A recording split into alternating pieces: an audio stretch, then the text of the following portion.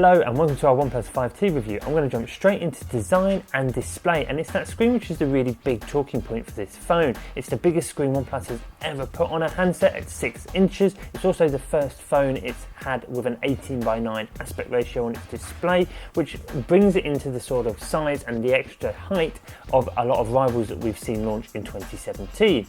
It has, however, not made the jump to a QHD resolution to bring it in line completely with all its flagship rivals, instead opting to stick with a Full HD display. However, the AMOLED panel provides lots of colourful punch to it, so it still looks really nice. Moving on to the design, and if you're familiar with the OnePlus 5, which this phone replaces, not a lot has changed, but that bigger screen at the front has removed the physical home button from the front of the phone, and it's moved the fingerprint scanner to the rear. Your navigation controls have all moved on screen, which means there's a smaller bezel up front, which gives the phone a much nicer look.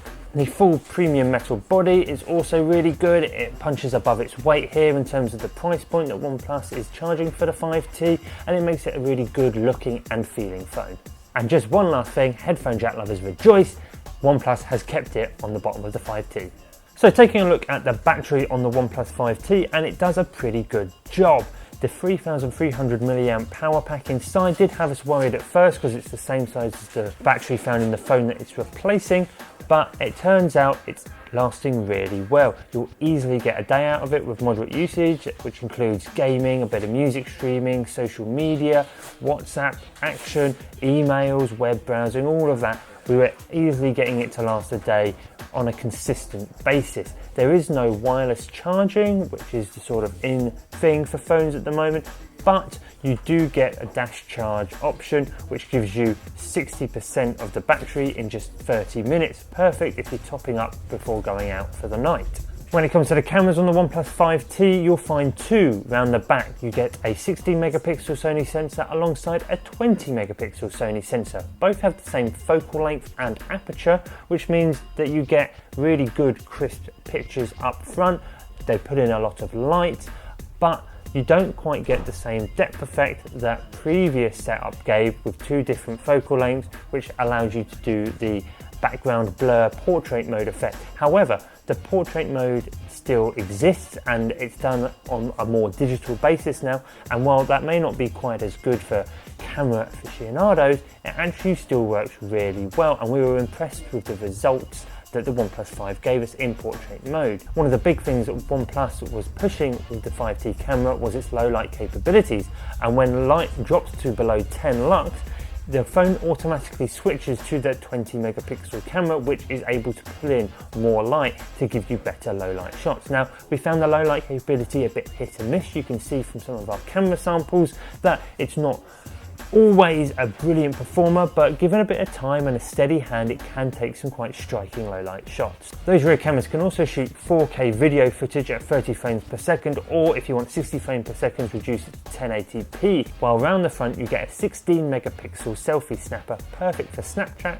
and video chats. The OnePlus 5T comes with Android 7 out the box, which isn't the latest version of Google's operating system. That's Oreo, and OnePlus has confirmed it will be coming to the handset via an update in the near future, so you won't be waiting too long for that. Meanwhile, the interface has been overlaid with OnePlus's own Oxygen OS, which adds an extra layer of customization to the interface while keeping a very much Android look and feel. If you've used previous Android handsets in the past, you'll be able to understand how the OnePlus 5T works very well, and if you're a fan of vanilla Android, that pure Android experience, then the OnePlus still follows that quite closely, so Android fans should be happy as well. But those extra customizations can come in handy. You can opt to have the fingerprint scanner pull down the notification shade with a little swipe of your finger, which is actually really useful because it saves you having to stretch your thumb up that tall display to put it down.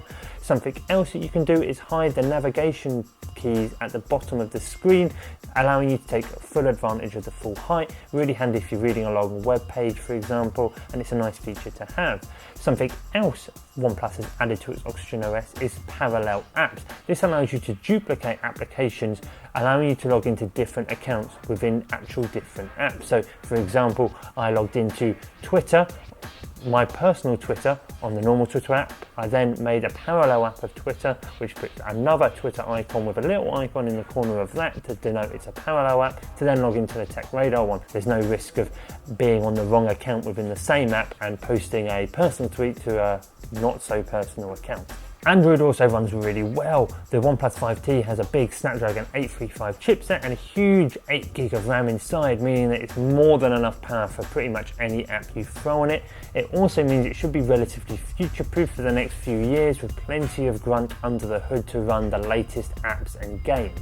All that power combined with the big screen of the OnePlus 5T makes it a really good media machine as well, whether it's watching movies, you get nice vibrant colours, or playing games where there's plenty of graphical power to keep everything smooth and plenty of screen space so you can see all the action. We were really impressed with its media capabilities. However, the one downside is its bottom firing single speaker. It's easily muffled when you're holding the phone in landscape, and audio quality isn't the best, so if you want a really immersive experience, we recommend getting yourself some headphones. When the OnePlus initially launched, it was dubbing itself the flagship killer, and while it's had some down moments in the past few years, it's safe to say that with the 5T it's really back to its best form, and the flagship should really be looking out. At £449 or $499, it's really competitively priced considering the amount of flagship features you're getting in this phone. It's an exciting, desirable, premium looking handset which isn't going to break the bank, and one that we can highly recommend for those who are looking for a slightly more affordable option. It's not quite as feature packed, that screen isn't quite as good as screens that we've seen on rival handsets. The camera is good but not fantastic. If you're looking for a great camera, check out the Pixel 2 and the Pixel 2 XL, but considering the price that you're paying and the decent feature set and performance that the OnePlus 5T gives you, it's a really excellent choice. If you want more on the OnePlus 5T, make sure you check out our in-depth review on the Tech Radar website, where we go into depth on all the features we've spoken about here and even more to give you a full rundown of what the phone's like. But for now, thank you for watching and we'll see you again soon.